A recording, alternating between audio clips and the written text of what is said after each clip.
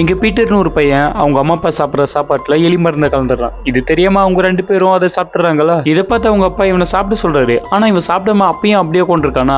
அதை பார்த்து அவருக்கு டவுட் வந்துருது. உடனே சாப்பாட்டுல இருந்தா கலந்துட்டியான்னு சொல்லி விசாரிக்க இவனு கம்முன்ட்டே இருக்கானா.